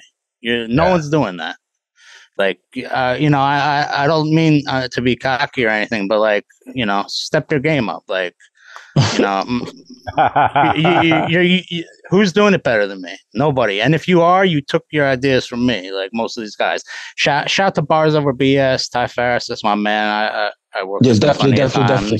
He's doing a great job, but like I really want to get away from a lot of these overseas. I had disagreements with many of them about ethical things, and fuck it, man. USA there, man. Let's stay on some USA shit. That's why the whole golden analog that I was doing, it's all done in the USA, and that's really what I wanted to go for. The vinyl is being made in the USA as well. The vinyl's being pressed in the USA. Yes, sir. Yep. Oh fuck! Okay. Everything, all the jackets. I didn't know. Yeah. No, we kept it all in the USA because I thought that was important. Because not that I don't have anything against getting products and stuff manufactured in China or whatever, but I think it's important to have the vinyl made on this soil so that everybody who orders vinyl now, they have to have it in America. They have to ship from overseas, and that costs these days like. When you order vinyl, it's like $85 bro. That's insane. Yeah. Like the shipping as much as the record. That's crazy, bro. We got to put an end to that. Like, you should be able to order that shit in America. And I have a really good relationship with the Snow Goons. So my whole plan is that we were getting half pressed up in America. TMB. Yeah, half pressed up in America, half pressed up by them. If you're in Europe, you get it from the Snow Goons. If you're on the US, you get it from us. And then that's how we do it. But that way everybody gets cheaper shipping. Which is exactly. That's how it has to be.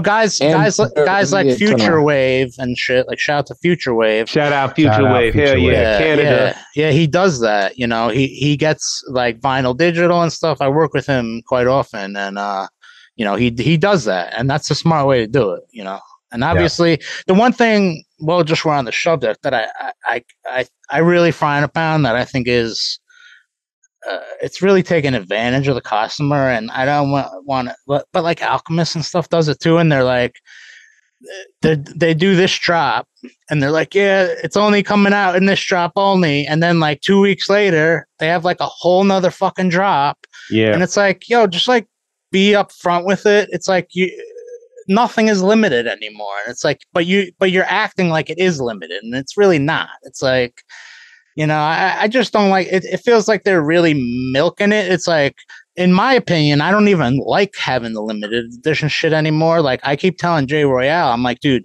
you need to have a store that has every vinyl on every cassette, every CD that's always in stock 24 hours a day. Like, we're in this to play the numbers game now. You need to be open to every fan, every opportunity, everybody window that anybody.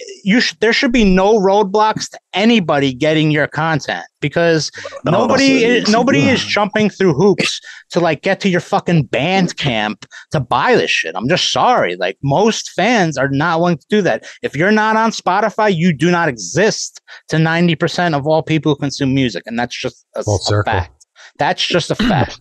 You would also cancel out a lot of the resellers market, which isn't necessarily a bad thing because the artists don't get any of that anyway. Yeah, and the whole issue is say if you're like, I'm not publishing my shit on streaming services, guess what? Bootleggers have your shit up on YouTube the next day, and guess who's collecting that revenue? The bootlegger, and not you, dumbass. Like, upload it to the streaming services so that you can at least collect, because your shit is getting bootlegged anyway. At least earn from it. You have to understand that the person who's bootlegging your shit is not the same person who's going to buy your shit. Just because I can bootleg it, they don't get it. So many people just do not fucking get it. The major artists get it. You think Drake is ever going to put out a fucking Bandcamp only release? You think he doesn't even promote albums at all until the day they drop? Because why would you spend marketing money on a product that cannot be consumed? It doesn't even make any sense.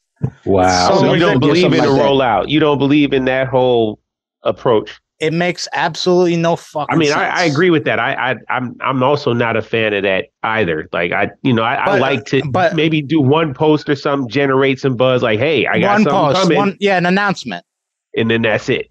But the thing that everybody misses, if you have an album that came out and you do not have a promo plan for the next 6 months for that album, what the fuck did you just waste your time for?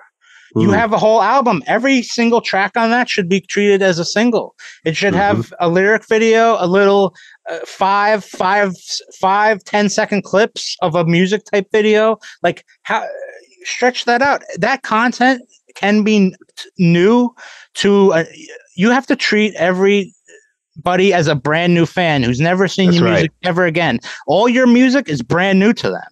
I don't care if it's old as fuck to you. It's new to everybody else. Everybody we're talking about in this entire fucking thing, their fan base ain't shit compared to what it could be. You know, like, there's so many fans out there that they don't even know who an SD Knack or a Rome Streets are. Like, their very first album is brand new music. Like, if Rome Streets started dropping albums off his first project, it would be on the charts again, like the Billboard charts. Like, it's just crazy the way people give up on this shit. Like, the music is so good, and I think you do have to feed the algorithm and be consistent with it, but you have to be promoting that old shit just as much. There's no reason not to. Yeah, if you have a catalog that stretches that far back, absolutely. Just like you said, man, me and Bless, we talk about this all the time. Nobody, as much as you make an impact, nobody knows about anything that you think you've put out and it's old. It's only old to you. Just keep on playing it. Keep on at live shows. Do some old, quote unquote, old songs, whatever the case is, and it's going to resonate with somebody. That's the power of having a catalog. That's the power when you actually come up on streaming. You got 10, 12 albums out that stretch back. People are discovering them because of the algorithm. They're finding stuff out, man. I mean, don't underestimate it. Just because it's old to you, you can't put yourself in that consumer's shoes, man, because they don't know who you are. So never feel like never feel like you're too big to stand on your quote unquote old product. Absolutely not. Look at any of the fans in this lane that are under 30. A lot of them got into this lane because they had someone older, that was introducing them to Mobb Deep, and introducing them to Gang Starr, and introducing them to, classics and Wu-Tang, and so they've kind of come into this because of what was new to them, but really, really old music. So, it's always going to have an impact on somebody. Absolutely, man. True indeed. Also, these fellas are, as you see, the Reddit guys, they find Makami and Westside Gun through Earl or somebody else or Freddie Gibbs, and they go down a rabbit hole and find this whole stuff, and they go. That's a great example. Great example. Well, and think of the first time that you ever saw a Renoir or a Picasso. It's still the first time you ever saw it, and it still moved you or made you, feel something. Yeah. Yeah. Even if you've seen pictures of something, but when you go and you stand in front of the Mona Lisa, it's a spiritual almost experime. No, I'm gonna stop you there, man. I stood in front of the Mona Lisa and it was some bullshit.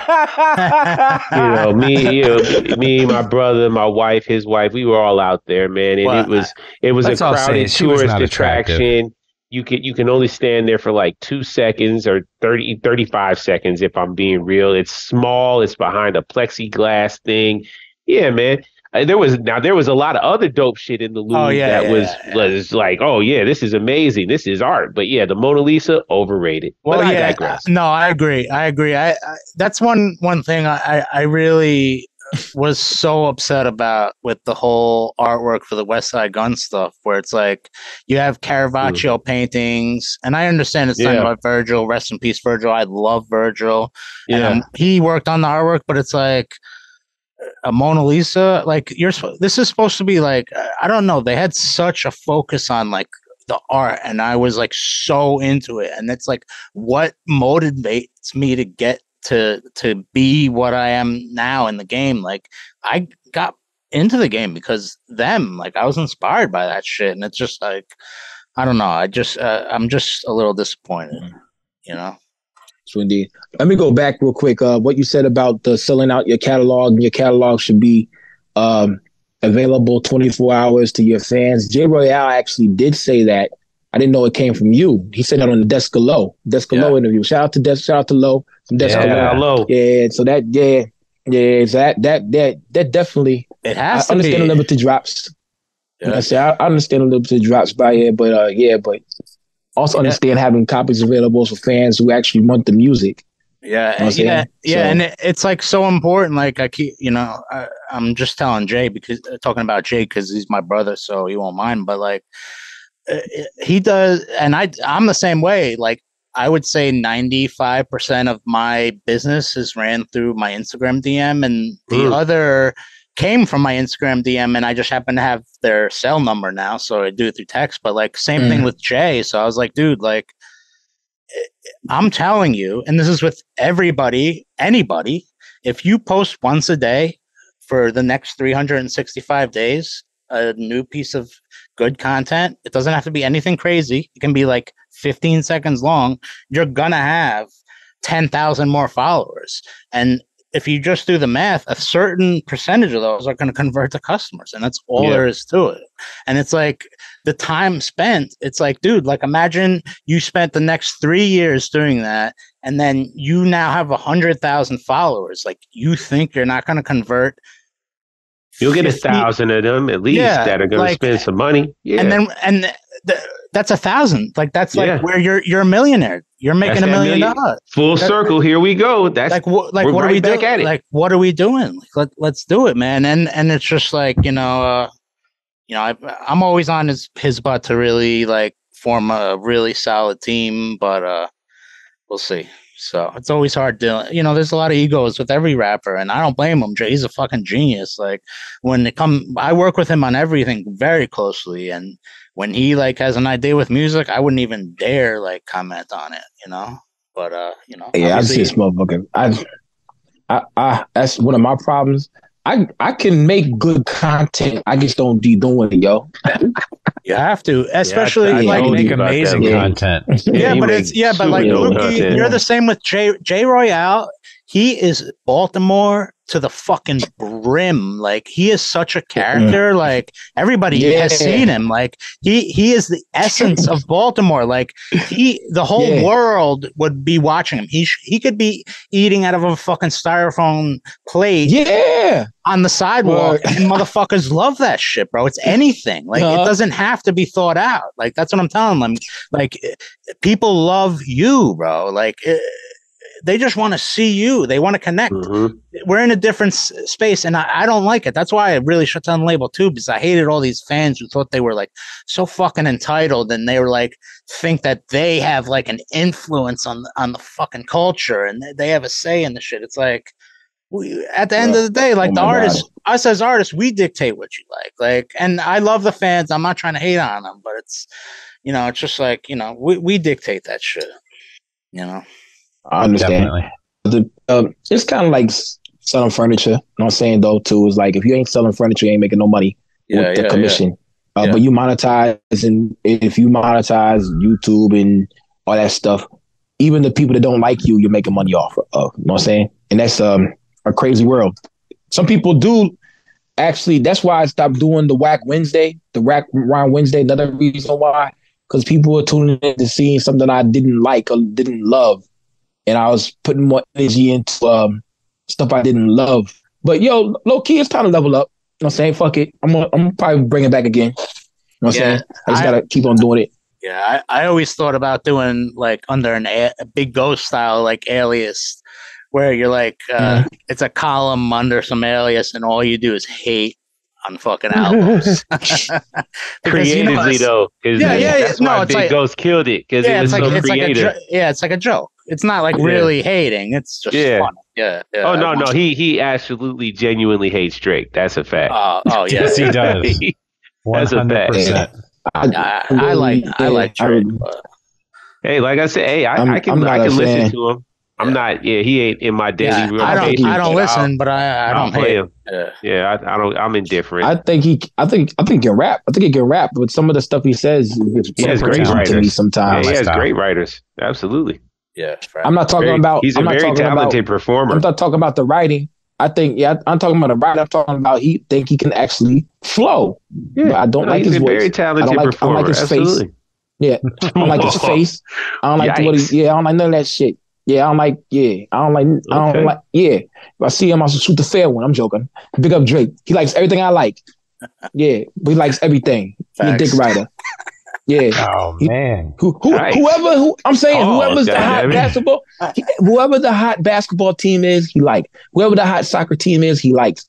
Whoever's the hot college basketball team, he likes.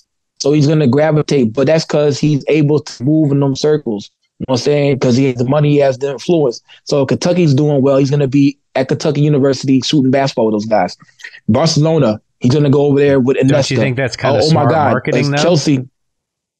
Yes, it is, but he's just dick riding. Chelsea if wins Kentucky's Champions doing League. well, Kentucky's getting most of the press. And that means that most of the people are going to know he was there. But maybe he was genuinely a fan of them at that time, too, though. But then they lose. Anthony Joshua, he hang out with Anthony Joshua. What happened? He got knocked out. Are you trying to say Drake has a curse? Yeah. Yeah, but he did until the Raptors won. I was about to say the Raptors won. The more important thing to understand now is how close what everybody in our lane, how close it is to Drake. That's which is the biggest act on the whole planet. That's a fucking fact. Mm-hmm. And if you think he's not watching everything that's going on, 3 degrees of separation now. He's watching everything. And so to think that if any of us don't play our cards right, that we can't end up in that position is foolish. Yeah, absolutely right. Drop your science, Trevor. That's a fact. Yeah, I mean, everybody needs to understand that. You might have a skit on a Drake album. Dude, they all, you never know. Just because you just said it. That's the only reason why it couldn't be. Think about it, man. I say I doubt it. Big up to Drake, and here's why I said Trevor. Here's why I said Carl. Drake here's why I said send you a DM like, yo, Lukey, I really like you. Why don't you come on my album to say that shit? I have hated on this man so much. I said it. When I listen to his music, it feels like my dick gets inverted to a pussy. I said all type of crazy shit about Drake, and I think he's seen this shit. I know the guy who sent the blackface picture to Pusha T. You know what I'm saying? I know the guy. So boom, it's crazy. So I hated on him so much, but he likes Wu-Tang, he likes video games, he likes big booty bitches, and probably watermelon and fried chicken. Big up to Jake. Drake. I say Jake. Yeah, we the same guy. We're the same guy. Big up. Yeah, but I'm listening to Sauce Heist, not Drake. I'm listening to Mab, not Drake. I'm listening to Painting Houses by Phoebe. Cover your face. The shame. Whatever, man. Hey, yo, we probably be cool, man. But here's what happened with Drake. Shit. I be with my girl. I know because you talk so much shit about him. Hey, yo, but I be with my girl, and I be like, yo, I'm like, this is my girl, Drake. How you doing? Hey, this girl, yeah. I go to the bathroom, then they'll be like, yo, what you with this nigga for? You can do better than this nigga. Word. I come back. I'd be like, hey, everything's good. And she's just looking crazy. He got a number. They fitting to go to Sandro Pay the next week. You know what I'm saying? Word. He's gonna, yeah. That's what Drake would do. So you have this animosity because of an imaginary scenario in which Drake comes and steals your girl. That's crazy, man. That's crazy. No, he can fuck her. If he can fuck her, you're assuming you would have a her. girl that Drake would want. Right, exactly. Spooky, man. I mean, come on, man. I just feel like that's what he's leaving money on the table, bro. Leaving money on the table, man. Cool. Anyway, Carl, man, come on, man. Come in here, man. Come on, man. I can't control that. How do you think it was while you were gone? Oh man, watch the episodes. Okay, what up, words? Oh my gosh. Whatever, guys. Let's go ahead and wrap this up. Hey, Carl, what do you have left? We had a lot of good stuff. We need to have Trevor Lang back on when his album drops. Yes. Hopefully January 1st. You know what I'm saying? It's going to be really interesting to hear this, you know what I'm saying? Because he's been the guy. A lot of people, honestly, have heard the name or actually touched his work without even knowing that he's done it. That's a fact. You know what I'm saying? Yeah, I think I've been connected in some way or another. I can confidently say that more than I think anybody. Honestly, yeah, I think so as well. Probably over 1,000 projects. Yeah, absolutely. Yeah, I mean, just look at his IG page, man. Yeah, and that's not even all of it. So no, and I think 98% of us, you have touched like at least 98% of everybody, all the crews from Umbrella to Griselda to the Dumpers to all this shit. You've been around to all that shit. Yeah, it's crazy. I try. And then everybody needs to be on the lookout. Me and Primo Jab are cooking up something crazy that's going to be coming out soon. That looks fire. It's crazy. Yeah, very proud of it. It's different, man. It's different and creative. You'll see. Why ain't getting in this, man? What the fuck, bro? All right, whatever, Primo Jab. I'm mad at you. All right. I'm joking. Go ahead, Carl. My bad. So I kind of feel like we're Aolites. Not just because we're both bald, red-bearded guys, but from engineering and music production, video. I'm sorry. I'm just starting to get into album art and OBs and things like that. I just have a lot of respect for what you do, and you're somebody I've definitely looked up to. And to hear you talk about, investing in yourself by doing what was necessary and really making smart plans really kind of gives me as somebody that looks up to you a lot of hope. So I really, I was really looking forward to having you on here as a fan, but thank you, to get the gems that we got out of you today, I'm really grateful. So thank you very much. Thank you, man. And of course, everybody's going to see the promo video, and then hopefully we can set you up with some, if you guys are digging the new logo, I hope you are. Maybe you can continue to use it, animated. We'll figure something out. And obviously I'm here to, I'm an open book, man. I'm not keeping secrets from nobody. I want everybody to be able to eat. There's enough bread for everybody by far to go around. So let's get it, man. That's what's up, man. Yeah. Right up. Yeah, I look forward to it. I appreciate you guys. Thank you so much. And we'll talk soon. Hold on. You pretty much have got to go. No, man, shoot. I told you when I reached out to you, man, I think this was very important that we had you on here. Like, one of the things we like to do is celebrate the people that have really laid the foundation and put in the work to make this lane really be where it is. As much as we've given flowers to Westside Gun tonight, you are also up there in that pantheon of people that have made what we're doing right now, made the Abyss crack, made it something where people are looking and paying attention to what's going on here. And not only that, man, you're selfless and genuine in the reasons why you've done what you've done, right? You were like, hey man, look, I'm just a fan of this. I want to give back. I want to be involved with these people because they're dope. I want to see how I can contribute. Yeah. You want to give of yourself. And that's as dope as it gets, man. And it's paid back 1,000-fold, man. You put that investment in and it's paid back, man. I mean, you're one of those names that rings out here. You're legendary. Yeah, man. Thanks for spending some time with us and kicking it. Thanks for sharing yourself with us and the viewers and sharing your gems and knowledge, man. And yeah, man, I mean, yeah, I can't wait till people see what we got cooking because again, it's another one of those things where I feel like it's gonna be something that you're gonna be like, oh shit, this is different. And that's kind of your trademark, man, for whether it was work you did with water or the sauce heist, any of them. I mean, come on, man. Again, it's like I said earlier, who haven't you worked with? Just like Lukey was saying, who haven't you been in the circle with? You like Flea, any of these people, we can name so many names. Yeah. And if there's a reason why, man, because it's like, you put yourself and you into trying to make some quality projects come out. So, hey, man, keep doing what you're doing, man. Thanks for being here, man. Thank you so much. Everything you do, man. Absolutely. I really appreciate the kind words. Thank you so much. It was my pleasure. I appreciate you guys. No doubt. Really, very eloquently put, Primo Jab. Word. Yeah, I thank you also for being on here and being somebody that people can hit up to get this knowledge because there's a lot of things that I don't know. I'm going to hit you up too. Yeah, and plus not being a dick. You know what I'm saying? Word. Every time I hit you up and stuff, you've never been a dick.